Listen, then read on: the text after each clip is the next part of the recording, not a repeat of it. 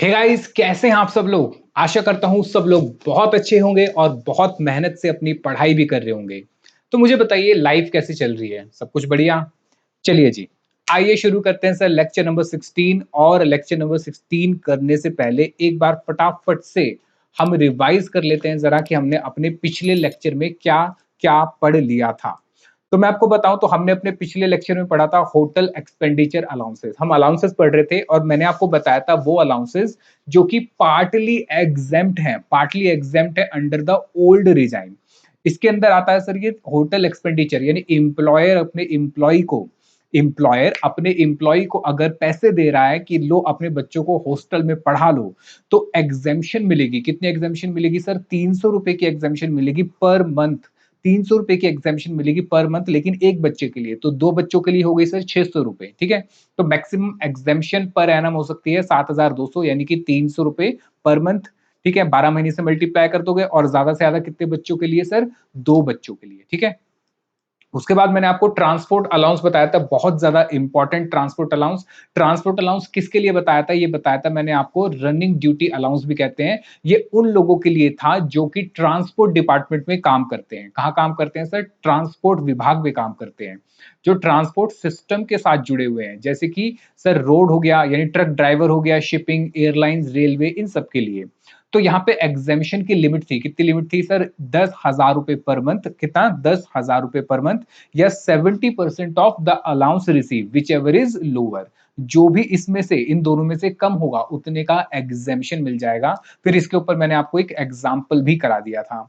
फिर मैंने आपको बताया था सिटी या modified area, city modified area allowance, जहां पे एग्जेम्पशन कितनी थी? एग्जेम्पशन थी 1,000 रुपए पर मंथ।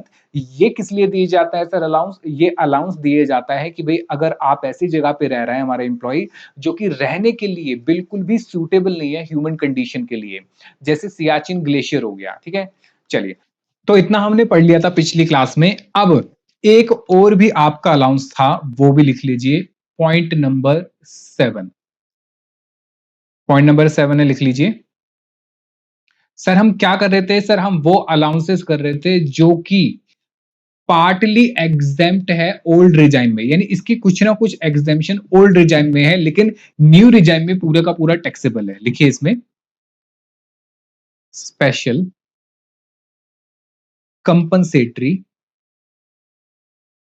स्पेशल कंपनसेटरी और ट्राइबल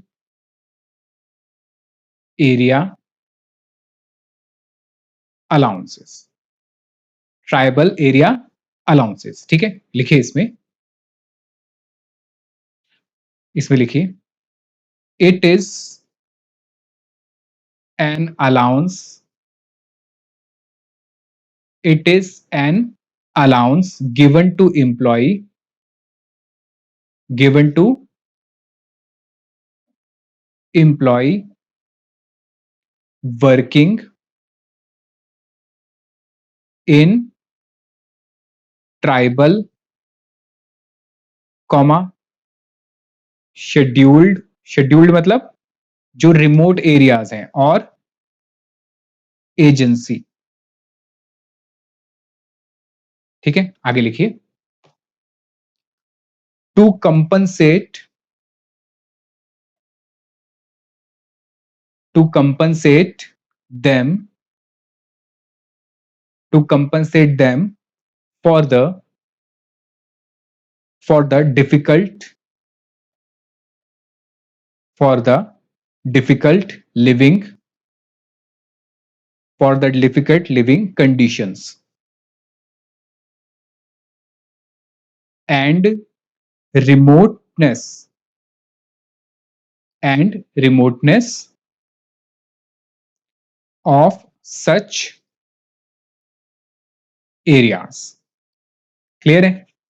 समझिए जरा, इसमें क्या होगा, देखिए, जैसे कि लेट सपोज ये है हमारा एक एम्प्लॉय।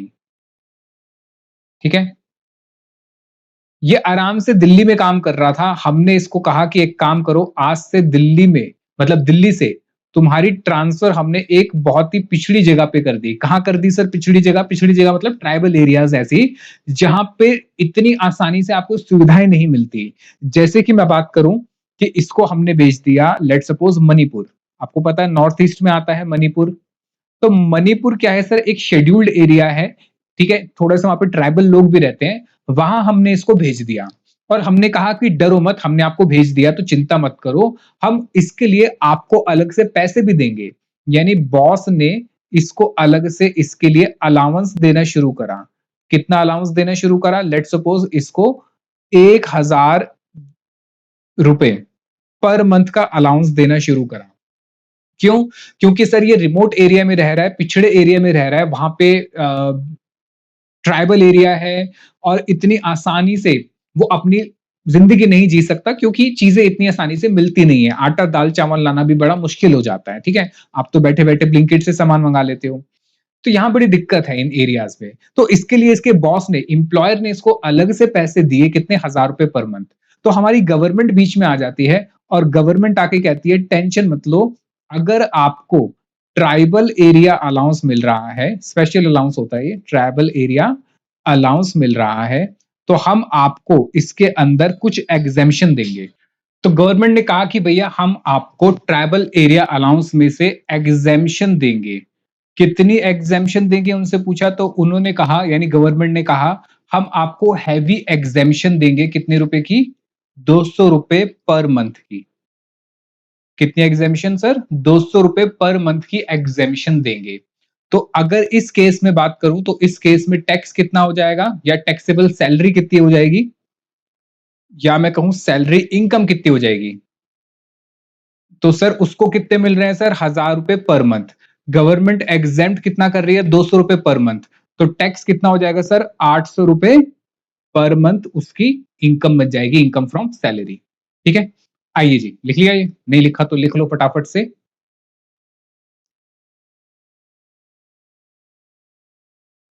देखिए, स्पेशल कंपनसेटरी या ट्राइबल अलाउंस, ये शेड्यूल एरिया या एजेंसी एरियाज। कह रहे हैं ये अलाउंस जो है वो सेक्शन की जरूरत नहीं है। हम सीधे इसकी बात करें तो भैया ये एम्प्लॉय को दिया जाएगा जो काम करेंगे कहां पे? ट्राइबल या शेड्यूल एरिया या एजेंसी एरियाज। ठीक है, क्योंकि वहां पे सर डिफिकल्ट लिविंग कंडीशंस होती है और रिमोटनेस होता है। तो टैक्स ट्रीटमेंट क्या है सर? ये पार्टली एग्जेम्प्ट है, कुछ एग्जेम्प्ट है, लेकिन सिर्फ किसमें? ओल्ड रिजाइम के अंदर। न्यू रिजाइम में इसकी कोई भी एग्जेम्पशन नहीं है। तो एग्जेम्पशन कितनी दे रखी है गवर्नमेंट ने? 200 रुपए पर मंथ की हैवी एग्जेम्पशन दे रखी है, बाकी टैक्सेबल है। इसमें कौन से स्टेट और एरियाज आते हैं? नोटिफाइड ट्राइबल एरियाज जो है, जैसे कि अब ये नहीं है, इसके अलावा और भी होते हैं, जैसे कि Assam, Meghalaya, Nagaland, Arunachal Pradesh, Manipur, Tripura, certain tribal area. क्या इन्हें याद करना है? नहीं, इनको याद करने की जरूरत नहीं है, क्योंकि अगर एग्जाम में क्वेश्चन आता है तो वो आपको प्रॉपर ट्राइबल एरिया अलाउंस के नाम से देगा। ठीक है, एग्जाम्पल जैसे कि अगर उसको 500 रुपए मिल रहे हैं एम्प्लॉय को, किस चीज के? ट्राइबल एरिया अलाउंस के, तो एग्जेम्प्ट कितना हो जाएगा? 200 रुपए पर मंथ, और 300 रुपए क्या हो जाएंगे सर? टैक्सेबल हो जाएंगे। क्लियर है? चलिए, इसी के साथ साथ क्वेश्चन नंबर 3 पढ़ेंगे सर। बहुत ही इजी क्वेश्चन है, मजेदार क्वेश्चन है, पढ़ना शुरू करेंगे। कह रहा है मिस्टर श्रीकांत के 2 बच्चे हैं, he is in receipt of children education allowance. उसको चिल्ड्रन एजुकेशन अलाउंस मिलता है 150 रुपए पर मंथ का। अच्छा, इसको लिखने से पहले एक चीज और लिख लेना, note, no exemption under default. Default कौन सा है हमारा सर? डिफॉल्ट है हमारा न्यू रिजाइम। डिफॉल्ट यानी कि न्यू रिजाइम। ठीक है, यानी आप कह सकते हो 100% टैक्सेबल, सारा का सारा पे टैक्स लग जाएगा। ठीक है,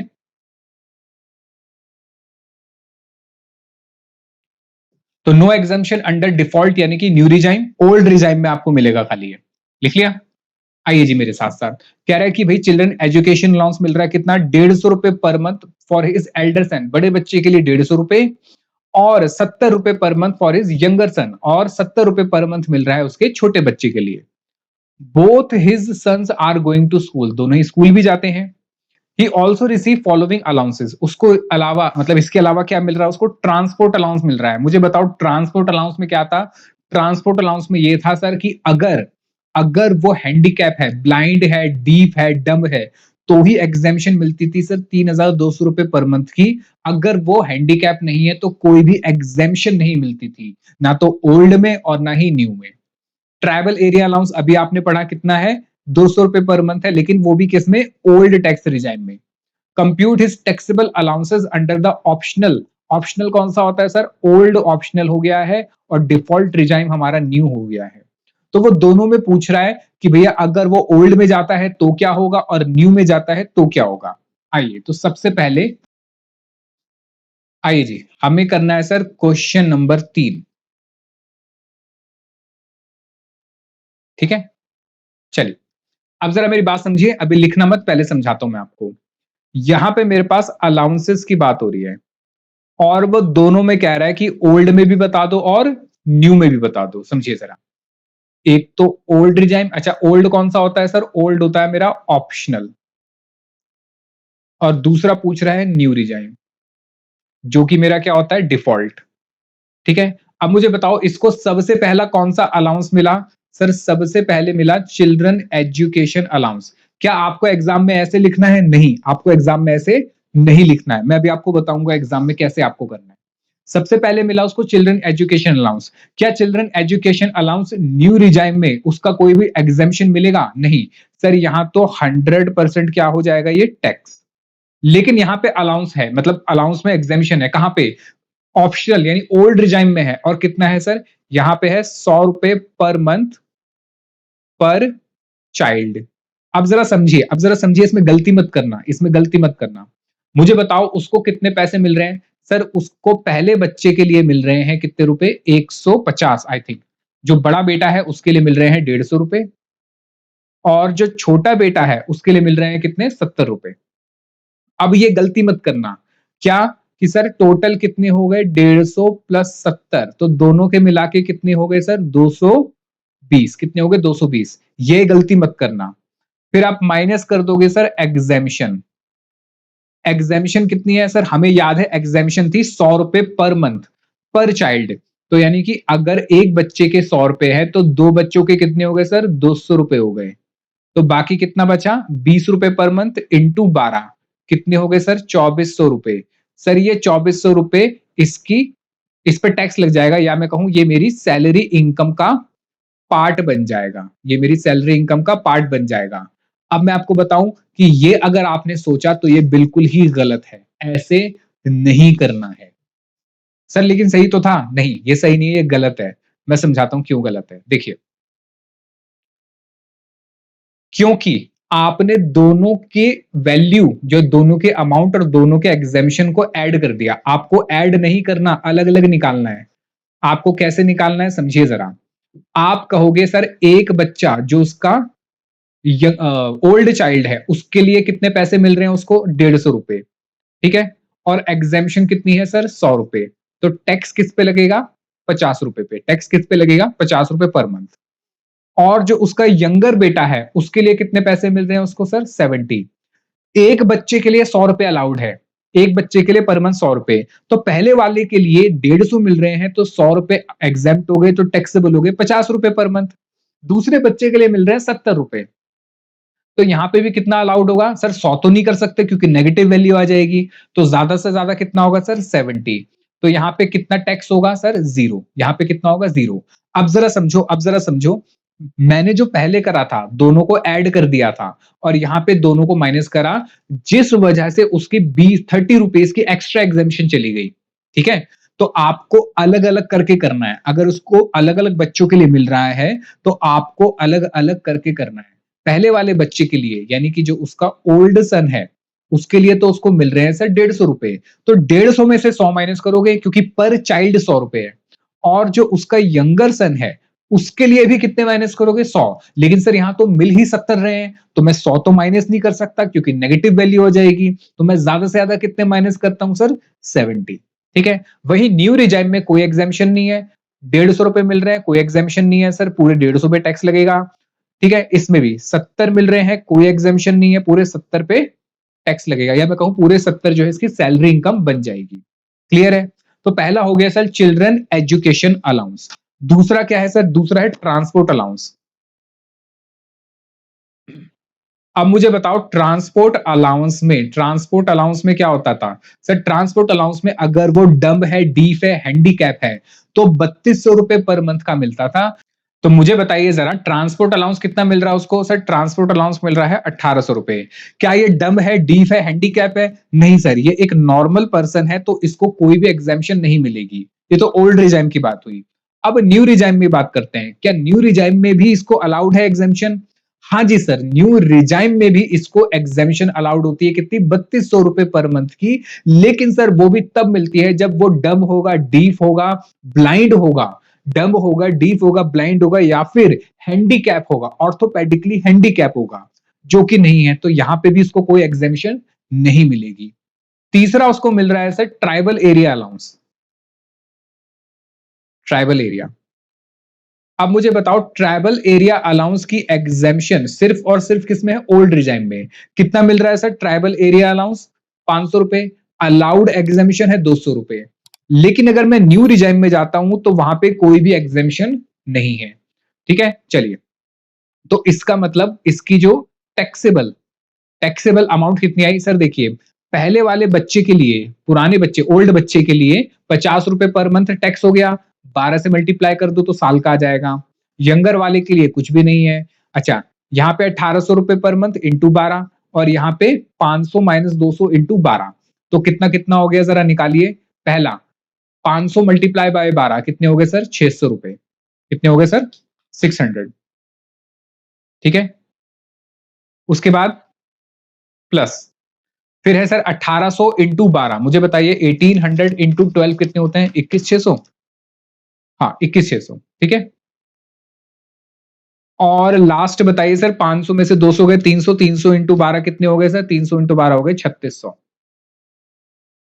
तो यहाँ पे 600 पे वहां पे इनकम बन गई, 21600 ये इनकम बन गई, और 3600 ये इनकम बन गई। यानी कि इसकी टोटल इनकम आ गई 25,800। 25,800 ये इसकी इनकम बनेगी। ये इसकी क्या बन गई सर? Salary income. क्लियर है?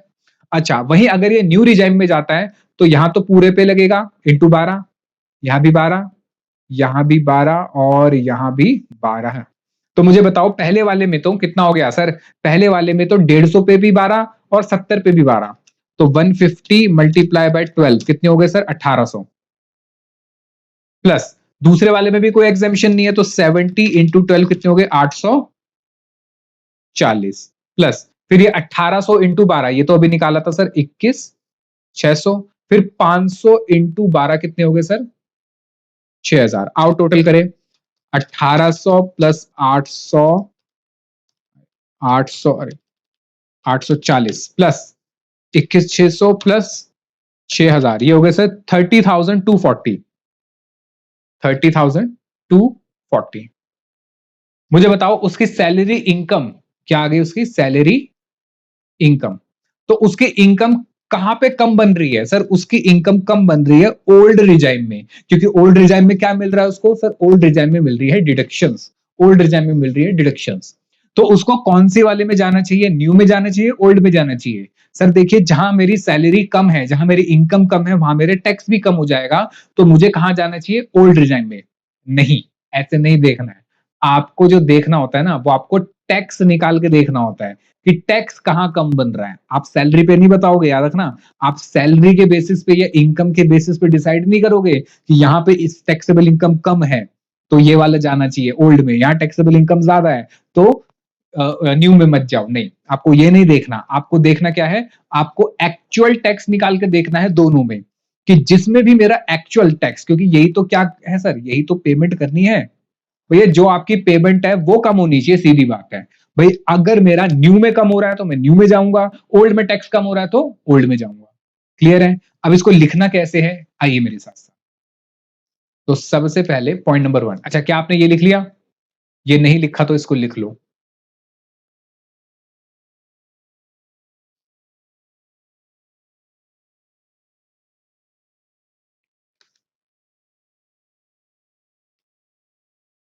पॉज करके लिख लेना।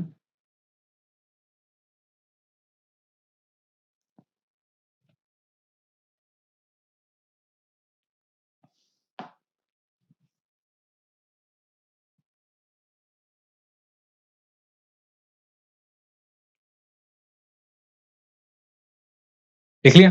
चलिए अब पहला वाला पॉइंट जहां पे उसका होगा default tax regime. Default tax regime. Default tax regime कौन सा होता है सर? ओल्ड। ठीक है, अब लिखिए कंप्यूटेशन ऑफ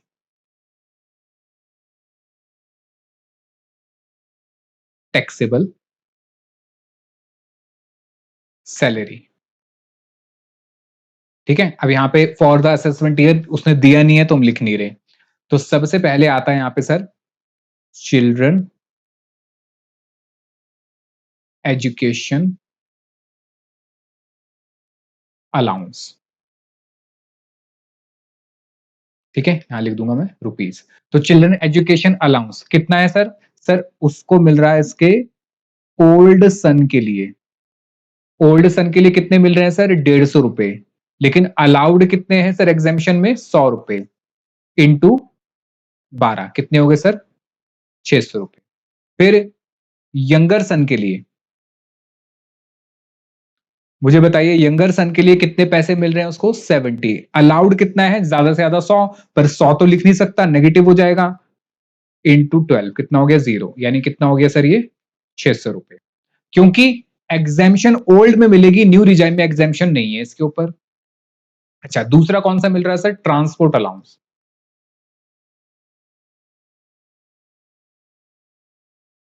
ट्रांसपोर्ट अलाउंस। अब ट्रांसपोर्ट अलाउंस में आपने दो चीजें पढ़ी थी, याद करो। एक तो था ट्रांसपोर्ट इंप्लॉय के लिए, पर ये ट्रांसपोर्ट इंप्लॉय नहीं है। वहां था 10,000 रुपए at 70% of actual allowance which ever is lower. यहाँ पे ट्रांसपोर्ट अलाउंस है उसका, जो वो घर से ऑफिस और ऑफिस से घर जाता है उसके लिए। ठीक है, तो यहाँ पे कितना मिल रहा है उसको? 1800। कोई एग्जेम्पशन होगी? नहीं है सर। इंटू 12 कितना हो गया सर? 21,600। और यहां पे आपको लिखना पड़ेगा ब्रैकेट में नोट। ठीक है, आपको नोट में बताना पड़ेगा कि इसमें एग्जेम्पशन क्यों नहीं है। Point number C. फिर कौन सा है सर? Travel area allowance.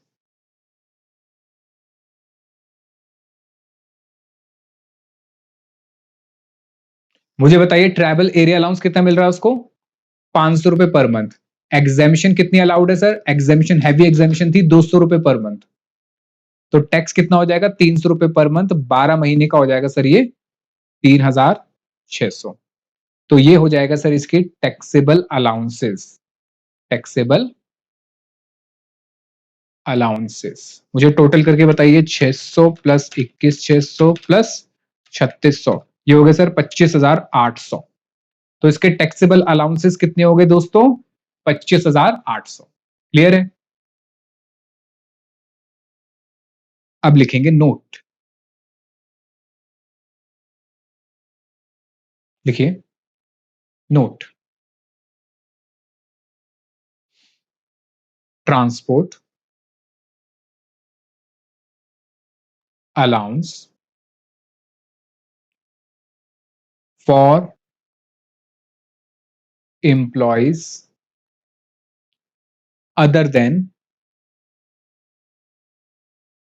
इन ट्रांसपोर्ट सिस्टम। जो कि ट्रांसपोर्ट सिस्टम में नहीं है। देखिए नाम दोनों के एक ही है, ट्रांसपोर्ट अलाउंस, लेकिन जो ट्रांसपोर्ट अलाउंस ट्रांसपोर्ट सिस्टम वाले यानी ट्रक वाले को दिया जाता है, वो सामान इधर उधर ले जाने के लिए दिया जाता है। ठीक है, और यहां जो नॉर्मल पर्सन को ट्रांसपोर्ट अलाउंस दिया जाता है, वो दिया जाता है घर से ऑफिस और ऑफिस से घर जाने के लिए। तो दोनों में फर्क है।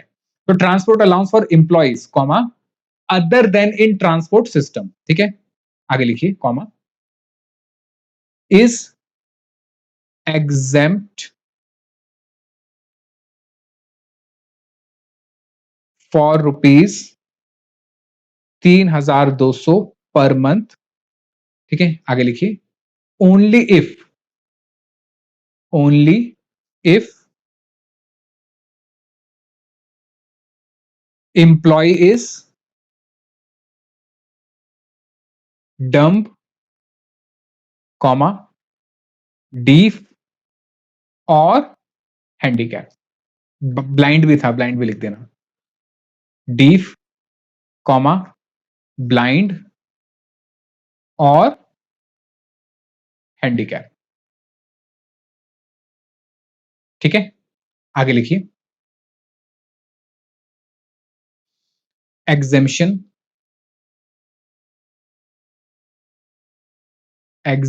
exemption is available under both old and new regime। ठीक है सर, हमें कंफ्यूजन हो रही है कि कौन सा ओल्ड में है कौन सा न्यू में है। उसकी टेंशन मत लो, पहली चीज तो आपको बार बार पढ़ना पड़ेगा। दूसरा, मैंने आपके लिए समरी बना दी है, तो समरी में आपको कोई दिक्कत नहीं आएगी। ठीक है, चलो ये लिख लो फटाफट से, फिर हम चलते हैं आगे। अब हमें करना है यही क्वेश्चन, लेकिन अब कैसे करना है सर? हमें करना है point number 2, computation of taxable salary. वैसे यहां सैलरी नहीं है, यहां पे है, ब्रैकेट में लिख देना अलाउंसेस। ठीक है, when employee choose for default, यानी कि न्यू, मैंने शायद पहले भी न्यू लिखवा दिया क्या? नहीं, ओल्ड है, हाँ, न्यू टैक्स रिजाइन। ठीक है, चलिए, तो मुझे बताइए जरा, सबसे पहले हम क्या लिखेंगे सर? सबसे पहले लिखेंगे उसकी जो भी अलाउंसेस हैं। सबसे पहले सर उसका अलाउंस हो गया चिल्ड्रन एजुकेशन अलाउंस। और मुझे बताइए, क्या चिल्ड्रन एजुकेशन अलाउंस अलाउड है? कोई एग्जेम्पशन अलाउड है न्यू में? नहीं सर, कोई भी अलाउड नहीं है। तो इसका मतलब जो यहाँ टैक्स होगा, एक तो 150 रुपए बड़े बच्चे के लिए, 70 रुपए छोटे बच्चे के लिए, इंटू 12 महीने। तो सर बड़े बच्चे के लिए हो गए 150 प्लस 70 इंटू 12, टोटल हो गए 2640। ठीक है, चलिए, उसके अलावा सर, उसके अलावा था अगला अलाउंस कौन सा? ट्रांसपोर्ट। अच्छा, ट्रांसपोर्ट तो वही है भाई। ट्रांसपोर्ट अलाउंस कब होगा सर? ट्रांसपोर्ट अलाउंस 3200 रुपए पर मंथ होगा, तब जब वो ब्लाइंड है, डीफ है या डम है। तो ट्रांसपोर्ट अलाउंस, ठीक है, ये पूरा टैक्सेबल होगा 1800 रुपए इंटू 12, ये कितना आ रहा था मेरा? 21,600। क्लियर है? ठीक है, कोई भी इसमें से अलाउड नहीं होगा। उसके बाद tribal area allowance, tribal area allowance. तो ट्राइबल एरिया अलाउंस क्या अलाउड होता है? इसमें कोई एग्जेम्पशन है? हाँ सर, 200 रुपए की एग्जेम्पशन है, लेकिन वो ओल्ड रिजाइम में है, न्यू रिजाइम में कोई भी एग्जेम्पशन नहीं है। तो यहां पे हो गए सर 500 इंटू 12, यानी कि 6,000 रुपए। तो टोटल बता दो जरा कितने हो गए? 2640 प्लस 21,600 प्लस 6,000, टोटल हो गए सर 30,240। ये हो गए इसके टैक्सेबल अलाउंसेस। टैक्सेबल अलाउंसेस, ठीक है। तो ऐसे आपको एग्जाम में करना है, हालांकि ऐसा क्वेश्चन आएगा नहीं, आएगा, लेकिन ये पूरे क्वेश्चन में एक बड़ा क्वेश्चन होगा, उसके साथ चिपक के ये छोटी छोटी चीजें आएंगी। ठीक है, अच्छा, यहां पे एक नोट भी लिखना है, नोट, ट्राइबल एरिया अलाउंस। आपको ये नोट एग्जाम में लिखना पड़ेगा, tribal area allowance, exemption of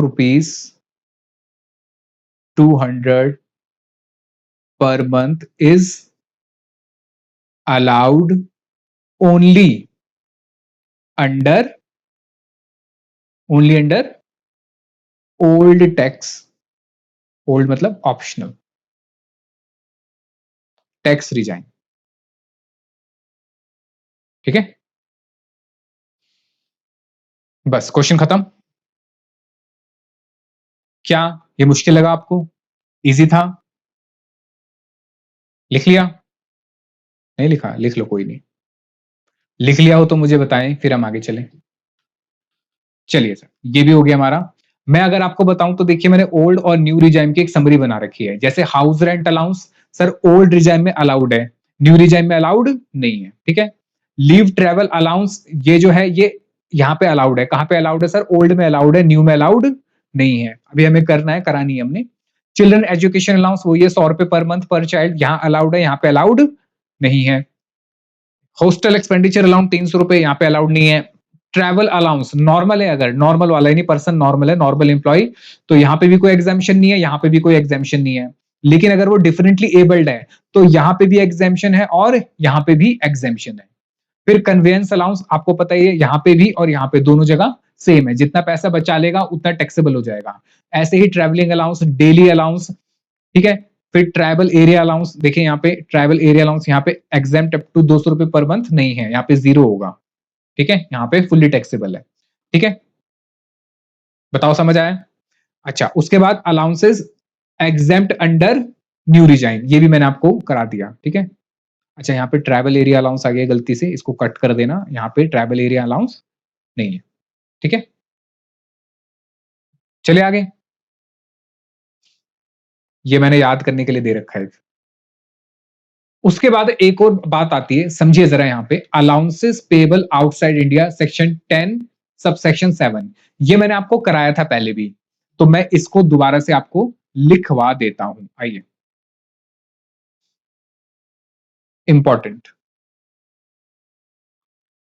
allowances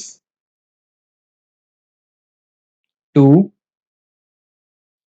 government employees rendering, याद करो हमने करा था ये, सर्विसेज आउटसाइड इंडिया। अगर कोई ऐसा पर्सन है जो कि इंडिया का नागरिक है, ठीक है, अच्छा, कॉमा, ही, यही मत लिखो, person must be, must be citizen of India. वो इंडिया का क्या होना चाहिए सर? सिटीजन होना चाहिए। जैसे मैंने आपको बताया था, याद करो, कि एक यहां पे पर्सन है, इसका नाम है अमर, ठीक है। अमर जो है, अमर जो है वो यूएसए के अंदर, यूएसए के अंदर एक हमारी एम्बेसी है, यूएसए के अंदर क्या है हमारी? एम्बेसी है। उस एम्बेसी में ये जॉब करता है, उस एम्बेसी में ये जॉब करता है। दूसरा, ये जो अमर है, ये इंडिया का नागरिक है, ये इंडिया का नागरिक है।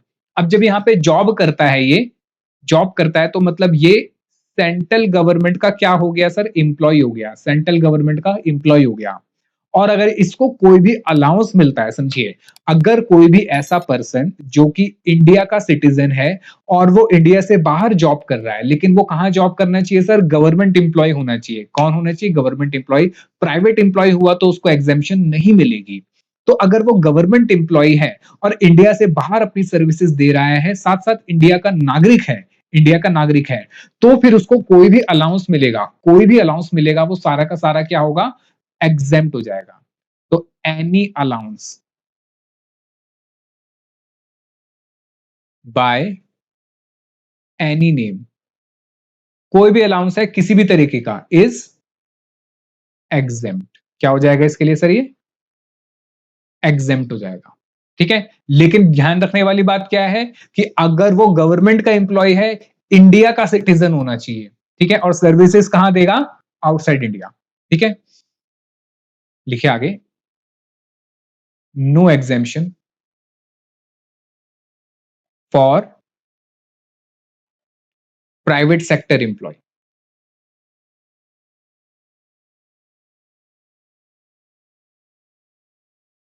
प्राइवेट सेक्टर एम्प्लॉय, ठीक है। ये हमने पढ़ा था पहले भी, लिख लिया?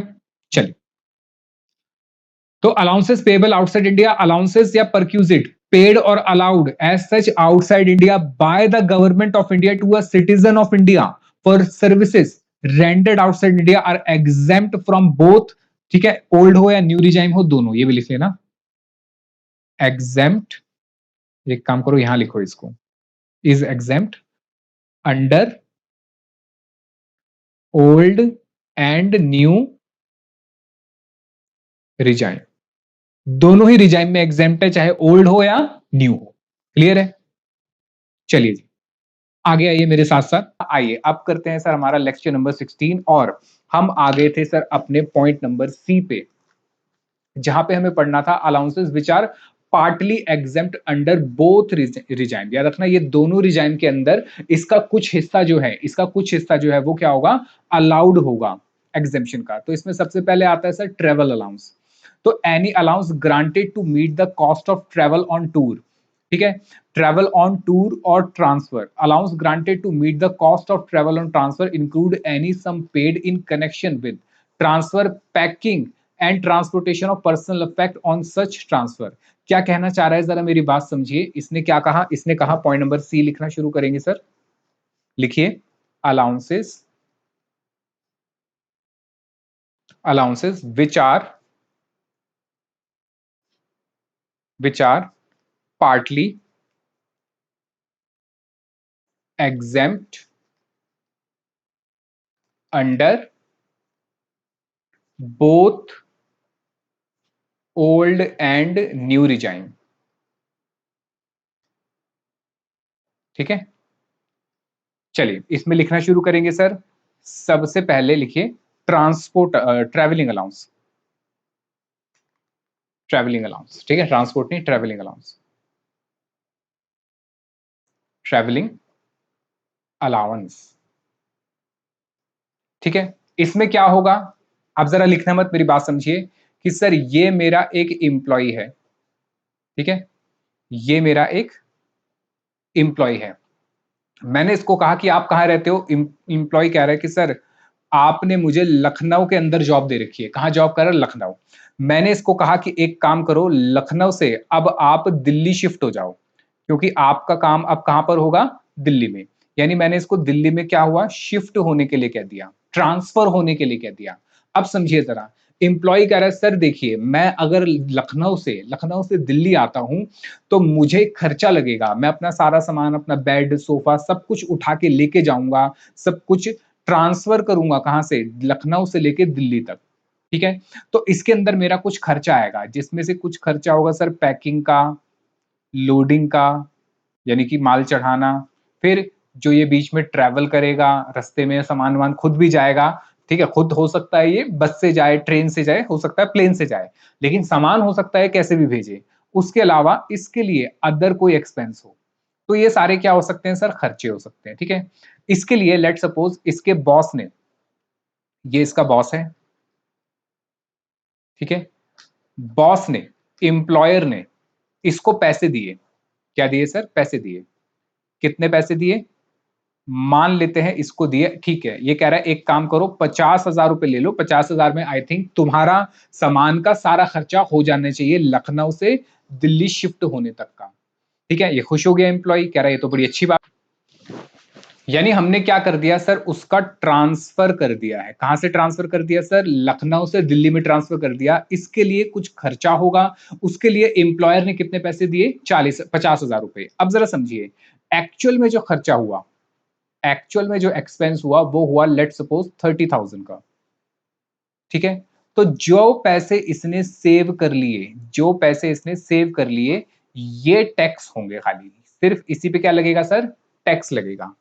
क्लियर है? चाहे न्यू रिजाइम हो या ओल्ड रिजाइम हो, अगर एम्प्लॉय को कोई पैसा मिला है, किस लिए पैसा मिला है सर, ट्रांसफर के लिए पैसा मिला है, जिसमें वो ट्रेवल करेगा, एक सिटी से दूसरी सिटी, एक स्टेट से दूसरे स्टेट पे वो ट्रांसफर हो गया है, जिस वजह से उसके बॉस ने उसको पैसा पे करा है, तो जितना पैसा उसका एक्चुअल में खर्च हो गया वो तो गया, लेकिन जो उसके पास बच गया वही तो क्या हो गई सर, उसकी इनकम हो गई।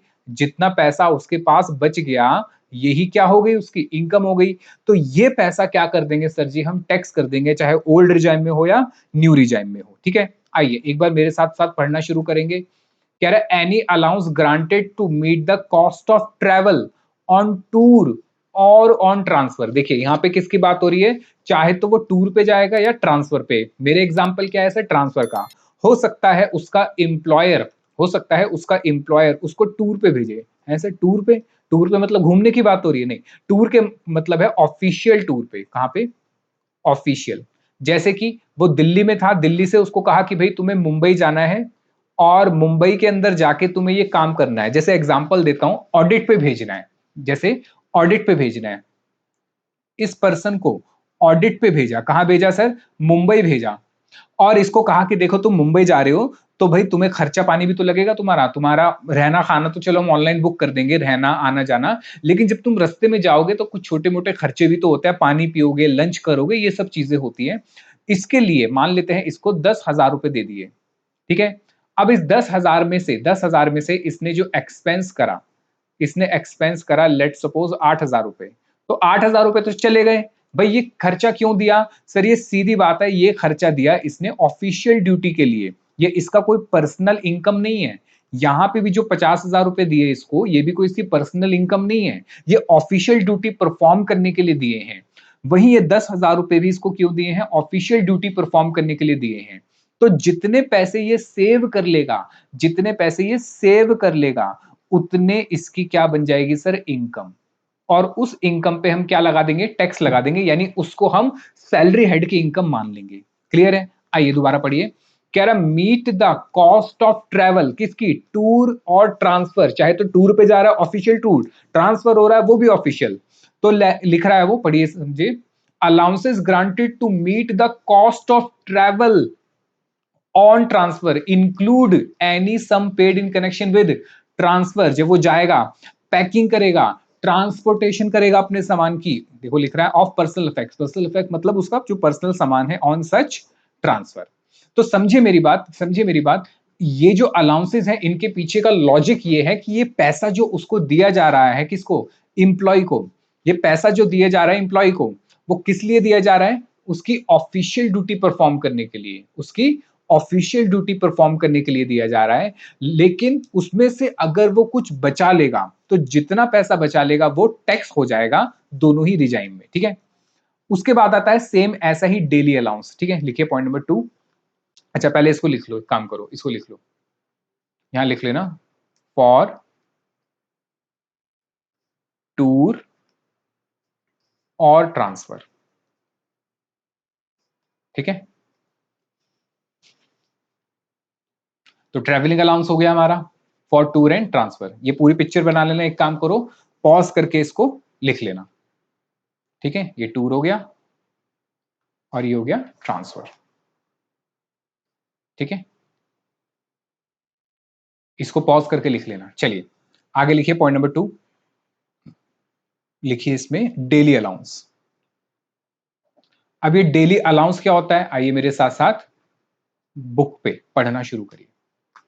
डेली अलाउंस कह रहे daily allowance is an allowance given to employee during tour और ट्रांसफर। देखो यहां पे भी किस लिए दिया जा रहा है सर, यहां दिया जा रहा है फॉर टूर और ट्रांसफर। यानी अब हम उसको कह रहे हैं कि भैया देखो आप लखनऊ से दिल्ली जाओगे, या फिर हमने आपको महाराष्ट्र ऑडिट पे भेजा, तो रास्ते में कुछ खर्चा होगा। कौन सा खर्चा होगा सर, छोटे मोटे खर्चे होंगे, ऑर्डिनरी डेली एक्सपेंसेस होंगे, जैसे कि when employee is away from normal place of duty. समझिए जरा, यहाँ पे एम्प्लॉय को जो भेजा जा रहा है किस लिए, क्या उसके पर्सनल घूमने फिरने के लिए या official, sir official duty perform करने के लिए, लिखा भी है ऑफिशियल ड्यूटी परफॉर्म करने के लिए उसको भेजा जा रहा है। तो उसको अगर हम कुछ और पैसे देंगे, समझिए, या तो मैं उसको ट्रैवलिंग के नाम से पैसे दे दूं, या फिर मैं उसको डेली अलाउंस के नाम से दे दूं, बात तो एक ही है, बस नाम ही तो बदल रहे हैं, बस नाम ही तो बदल रहे हैं, बात तो एक ही है। क्यों सर, यहां पे भी टूर और ट्रांसफर की बात हो रही है, यहां पे भी टूर और ट्रांसफर की बात हो रही है। बस यहां पे कह रहा है कि जो वो पैकिंग करेगा, ट्रांसपोर्टेशन करेगा, सामान लेके जाएगा, अपना लोडिंग अनलोडिंग का खर्चा वो सारा। यहां पे कह रहा है जो डेली का खर्चा होगा, जैसे खाने का, लोकल ट्रेवल हो गया, स्मॉल डेली एक्सपेंसेस हो गए, तो इसमें भी सेम यही है कि जितना पैसा बचा लेगा, जितना पैसा बचा लेगा उतना टैक्स हो जाएगा, ठीक है। चलिए पॉइंट नंबर 3 लिखिए, कन्वेंस अलाउंस। ये तो आपको देखो ज्यादा मुश्किल नहीं है, ये आपको ऐसे ही याद हो जाएंगे, कन्वेंस अलाउंस। ठीक है, तो मैं इसको आपको लिखवा नहीं रहा, इसकी डिटेल नहीं लिख पा रहा। एक्चुअली मैं आपको लॉ में बताऊं, लॉ में ऐसे अलाउंसेस लिखे भी नहीं है। लॉ में जो लिखा है ना, वो लिखा है उसका नेचर। जैसे इनका नेचर क्या है सर, ट्रांसपोर्ट अलाउंस, ये ट्रैवलिंग अलाउंस का, कि ऑफिशियल ड्यूटी के लिए मिल रहा है तो ऑफिशियल खर्चा है, लेकिन पैसा बचा लेगा तो इनकम हो जाएगी। Daily allowance tour and travel के लिए, टूर और ट्रांसफर के लिए है, ये भी किस लिए है, ऑफिशियल ड्यूटी के लिए। किस लिए है सर, ये ऑफिशियल ड्यूटी।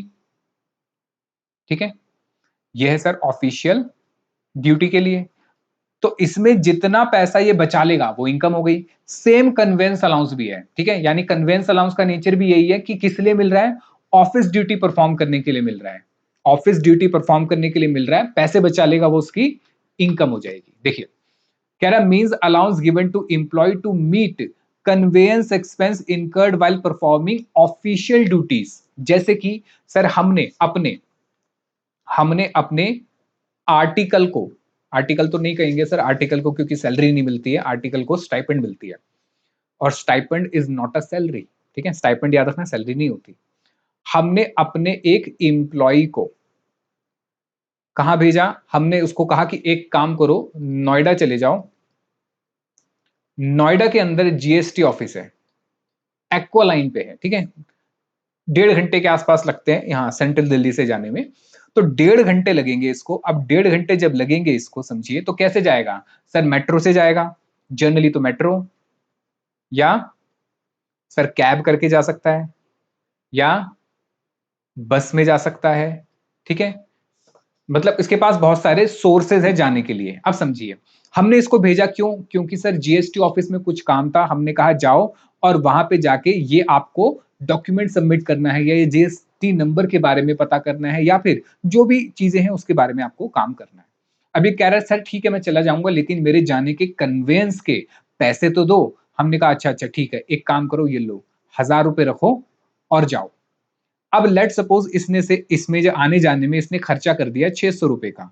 कितने का खर्चा कर दिया, 600 रुपए का। बाकी 400 रुपए जो इसने सेव कर लिए और अपने पास रख लिए, सेव करके जो इसने 400 रुपए अपने पास रख लिए, दैट इज इनकम। ये बन जाएगी उसकी सैलरी इनकम। क्या बन जाएगी, सैलरी इनकम। और फिर इस सैलरी इनकम पे हम टैक्स लगा देंगे। यानी अभी तक आपको समझ आया, ये तीनों अलाउंसेस के अंदर नाम अलग अलग हैं, travelling allowance, daily allowance, convince allowance. पर अगर नेचर की बात करूं तो नेचर बहुत ही इजी है, कि पैसा मिल रहा है ऑफिशियल ड्यूटी परफॉर्म करने के लिए। कम ऑन, पैसा किस लिए मिल रहा है सर जी, ऑफिशियल ड्यूटी परफॉर्म करने के लिए पैसा मिल रहा है। अगर उसमें से वो कुछ बचा लेता है तो वो उसकी इनकम बन जाएगी। क्लियर है, चलिए। तो यहां पे देखिए मैंने लिखा हुआ है इन सब के लिए, कि जितना खर्च ऑफिशियल ड्यूटी पे करेगा उतना एग्जेम्प्ट हो जाएगा, और जितना बचा लेगा उतना क्या हो जाएगा, टैक्सेबल हो जाएगा। ठीक है, तो आइए मेरे साथ साथ लिख लीजिए टैक्सेबिलिटी। किस किस के लिए sir, travelling, comma, conveyance, and, और कौन सा था, डेली अलाउंस। ठीक है, चलिए लिखे इसमें, ये होता है sir for official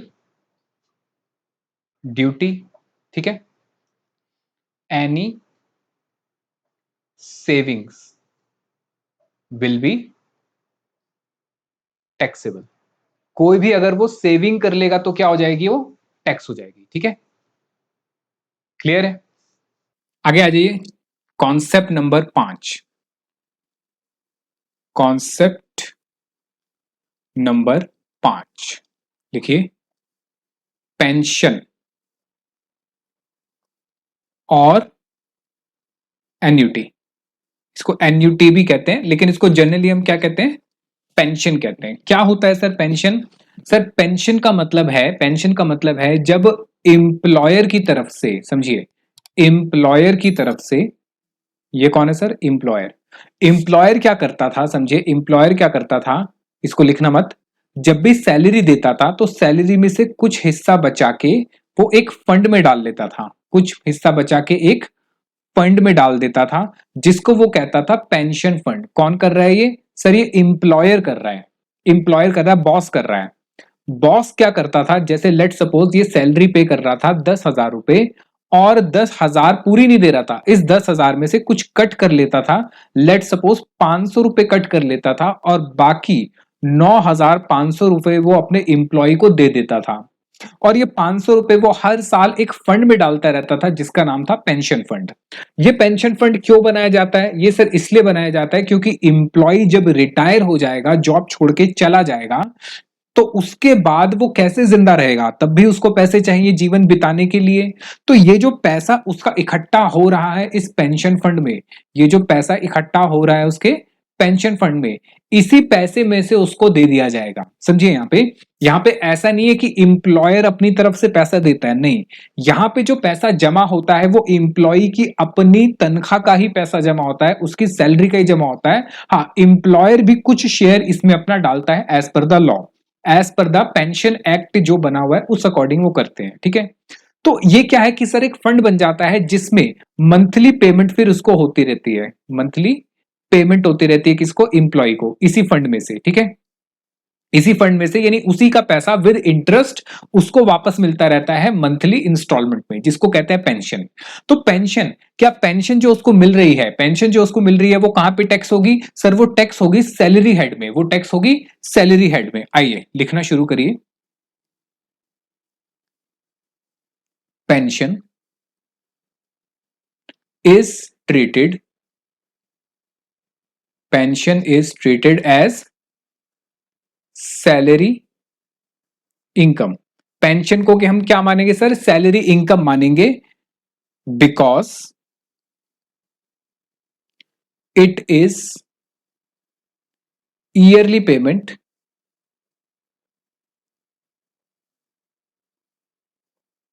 yearly payment received from employer. ये ईयरली पेमेंट होती है, ईयरली एक्चुअली एक साल की नहीं होती, पूरे साल भर की पेमेंट होती है जो कि उसको मंथली मिलती है, ठीक है। बताओ समझ आया, ठीक है। एक और बात लिखिए, इफ पेंशन और annuity is received from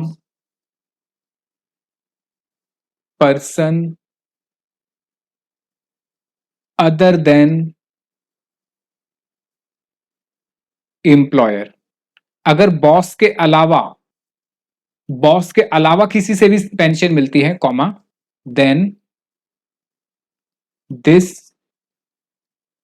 pension will be taxed under income from other sources, income from other sources, ठीक है। लिख लो इसको, फिर समझाता हूं क्या मतलब है।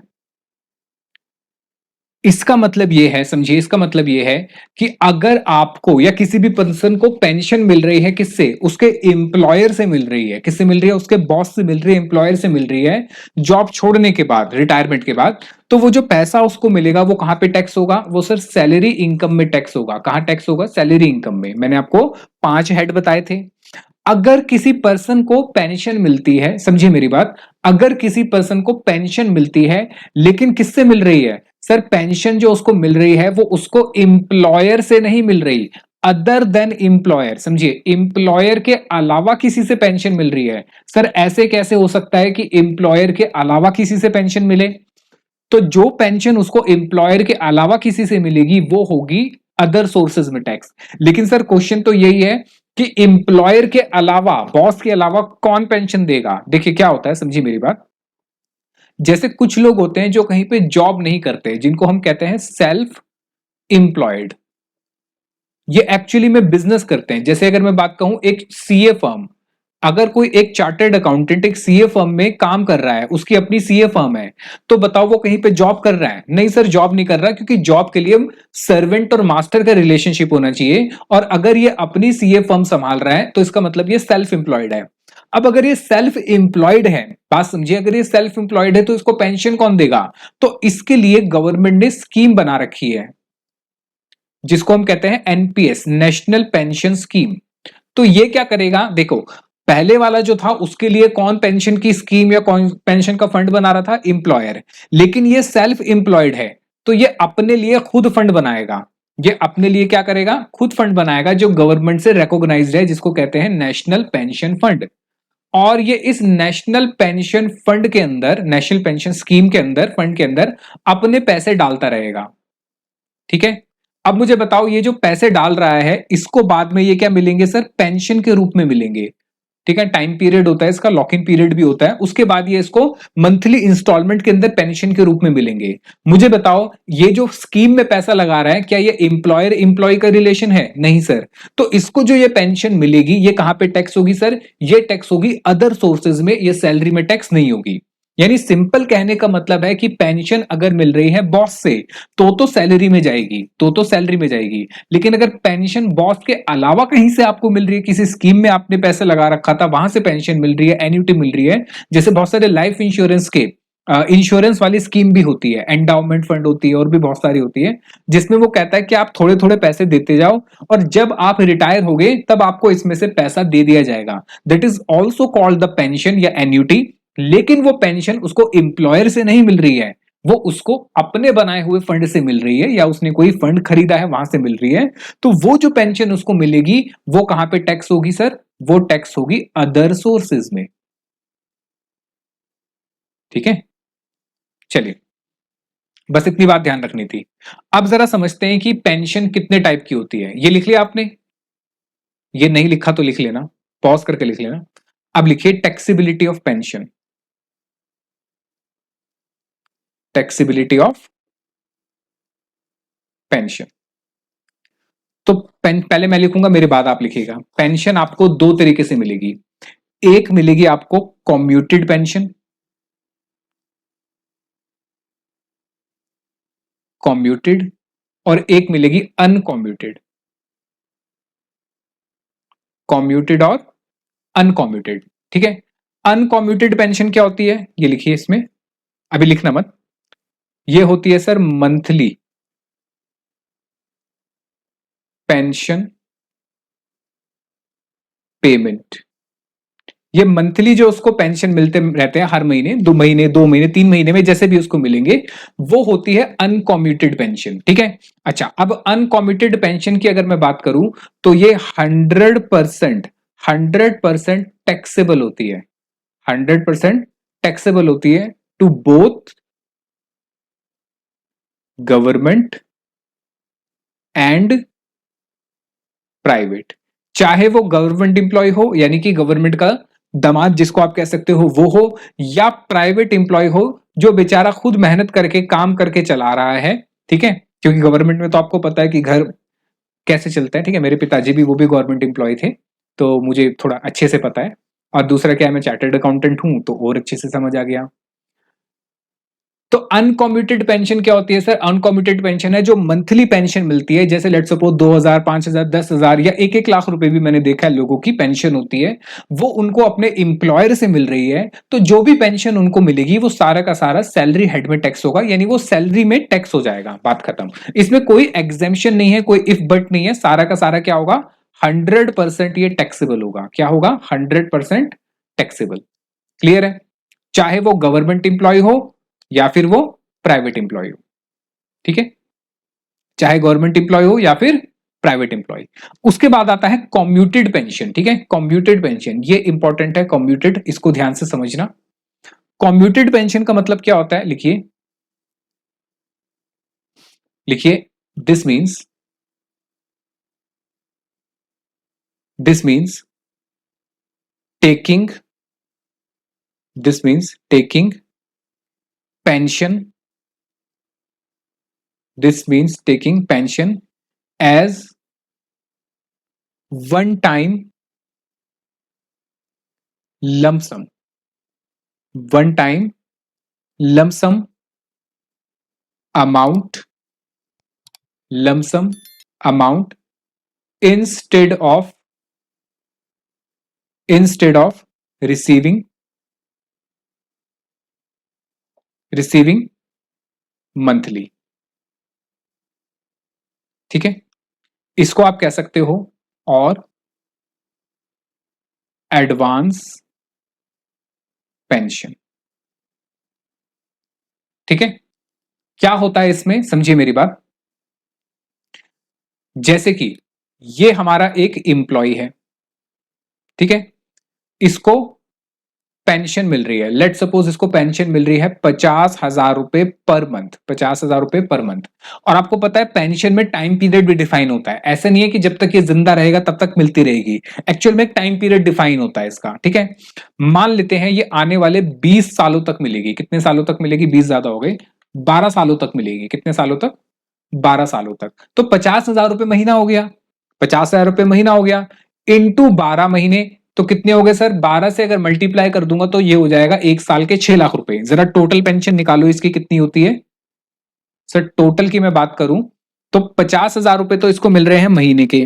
अगर मैं टोटल फंड की बात करूं, कितना पैसा पड़ा हुआ है, 50,000 रुपए महीना इंटू 12, तो एक साल के होते हैं सर 6 लाख रुपए, एक साल के 6 लाख। और ये इसको आने वाले 12 सालों तक मिलेंगे, यानी कुल मिला के इसको कितने पैसे मिलेंगे सर, 72 लाख।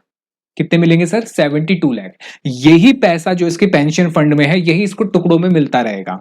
क्लियर है, तो जब ये इसको टुकड़ों में मिलेगा यानी कि मंथली पेमेंट मिलेगी, तो वो अनकॉम्यूटेड पेंशन होती है और वो 100% टैक्सेबल होती है। ठीक है, अब ये जो एम्प्लॉय है, समझिए ये जो एम्प्लॉय है ये बूढ़ा हो चुका है, बेचारे की एज हो चुकी है, ये रिटायर हो चुका है, और ये चाहता है कि भाई मेरी एक बेटी है, मेरी एक बेटी है, ठीक है, या मेरा बेटा भी है, मान लेते हैं बेटी है या बेटा, कोई भी हो, मुझे इनको दोनों में से कोई भी है, सबको मुझे इनको फॉरेन कंट्री भेजना है पढ़ाने के लिए, फॉरेन एजुकेशन दिलानी है इनको फॉरेन में। ठीक है, या फिर हो सकता है इनकी शादी करानी है। जनरली यहाँ पे इंडिया में शादी में बहुत पैसा खर्च होता है, जो मुझे लगता है बेफजूल की बात है। ठीक है, नहीं करना चाहिए इतना पैसा खर्च, एक दिन 2 दिन के लिए, 4-5 घंटे के लिए इतना पैसा खर्च करना। अच्छा, उसके अलावा हो सकता है बेचारे बीमार हो गया हो, इसको बीमारी के लिए पैसे चाहिए, यानी इलनेस के लिए इसको पैसे चाहिए, इलनेस को ठीक कराने के लिए। या फिर ये सोच रहा है कि क्यों ना, अब मेरी जिंदगी तो हो गई है, अब मैं वर्ल्ड टूर पे जाऊं। ठीक है, यानी कोई भी पर्पस हो सकता है, समझिए कोई भी पर्पस हो सकता है जिसके लिए इसको एक बार में ज्यादा पैसे की जरूरत पड़ रही है। कुल मिला के इसके फंड में कितना पैसा पड़ा हुआ है सर, 72 लाख। पर ये 72 लाख इसको मंथली मिल रहा है, 50-50 हजार रुपए करके। ये चाहता है कि भाई मुझे इसमें से कुछ पैसा एडवांस मिल जाए, लमसम अमाउंट मिल जाए। ठीक है, अब ये कहता है पेंशन फंड में जाके कि आप मुझे 50% जो पैसा है, 50% जो पैसा है वो मुझे कॉम्यूट कर दो। क्या कर दो, कॉम्यूट कर दो। कॉम्यूट का मतलब है मुझे एडवांस दे दो, मुझे एडवांस दे दो। तो इसके फंड में कितने पैसे पड़े हैं सर, 72 लाख। तो 72 लाख के हिसाब से इसको 50% कितने पैसे मिल जाएंगे सर, 72 लाख के हिसाब से इसको मिल जाएंगे 36 लाख रुपए। तो ये जो 36 लाख रुपए इसको एक बार में मिल गए, समझिए ये जो 36 लाख रुपए इसको एक बार में मिल गए, इसको हम कहते हैं कॉम्यूटेड पेंशन। कॉम्यूटेड पेंशन, यानी कॉम्यूटेड पेंशन क्या होता है सर, कॉम्यूटेड पेंशन का सिंपल मतलब होता है जितना उसके फंड में पैसा है, वो उसमें से बहुत सारा पैसा जब वो एक बार में निकाल लेता है, लमसम अमाउंट ले लेता है। किस रीजन से सर, कोई भी रीजन हो सकता है, शादी हो सकती है, इलनेस हो सकता है, वर्ल्ड टूर हो सकता है, कोई भी रीजन हो सकता है। तो अगर वो एक साथ पूरा पैसा या कुछ अमाउंट, मोटी अमाउंट एक साथ निकाल लेता है, तो उसको कहते हैं कॉम्यूटेड पेंशन। क्या कहते हैं, कॉम्यूटेड पेंशन। ठीक है, अच्छा, तो उसने 36,000 रुपए तो निकाल लिए एक बार में, तो क्या अब उसको मंथली पेंशन नहीं मिलेगी, मिलेगी ना सर। उसके पास बैलेंस कितना बच गया पेंशन फंड में सर, उसके पास बैलेंस जो बच गया पेंशन फंड में, वो कितना बच गया मुझे बताओ सर। आधा निकाल लिया तो आधा बच गया। ठीक है, और ये कितने सालों तक मिलेगा सर, वही 12 सालों तक मिलेगा। और हर महीने कितने मिलेंगे फिर, तो 36 lakh divided by 12 divided by 12 कितने हो गए सर, 25,000 रुपए। यानी जहां पे उसको पहले कितने मिलते थे, 50,000 रुपए पर मंथ मिलते थे। अब जब वो आधे पैसे निकाल लेगा तो ऑब्वियस बात है अब उसको आधे पैसे ही मंथली मिलेंगे। कितने मिलेंगे? 25,000 रुपए पर मंथ। तो ये जो 25,000 रुपए पर मंथ इसको मिलेंगे, इसको हम कहेंगे अनकॉम्यूटेड, यानी जो एडवांस नहीं है, जो एक साथ पैसा नहीं निकाला गया। क्लियर है? तो दो टाइप की पेंशन आई, जरा मेरी बात समझिए। एक आई कॉम्यूटेड, एक आई अनकॉम्यूटेड। अनकॉमिटेड जो है वो तो टैक्सेबल है, मंथली पेमेंट जो आपको मिलेगी। जैसे इसको 50-50,000 रुपए मिल रहे हैं, वो उसके टैक्सेबल है। टोटल इसके फंड में पड़े हैं 72 लाख रुपए। ये सोच रहा है कि भाई मैं वर्ल्ड टूर पे जाऊं, तो जिसमें से 50% ये कॉम्यूट करा लेता है। 50% क्या करा लेता है? कॉम्यूट करा लेता है। तो जितने पैसे ये एक बार में लमसम में ले लेगा, लमसम में एक बार पैसे ले लेगा, उसको हम कहते हैं कॉम्यूटेड पेंशन। क्या कहते हैं? Commuted pension. फिर बैलेंस जो इसके फंड में बचेगा वो इसको टुकड़ों में मिलता रहेगा। ठीक है, देखिए जरा। This means taking pension as one time lump sum amount instead of receiving monthly। एक बार हम lump sum amount ले लेते हैं। क्लियर है? अब टैक्सेबिलिटी पे आते हैं। ठीक है, इसका तो मैंने आपको बता ही दिया, अनकॉमिटेड का। अब लिखिए टैक्सेबिलिटी, कॉम्यूटेड, यानी कि लमसम। अगर वो दामाद जी को मिला है, समझिए, अगर कॉम्यूटेड पेंशन, दामाद जी कौन है सर? Government employee. ठीक है, चलिए, अगर लिखिए point number 1, commuted pension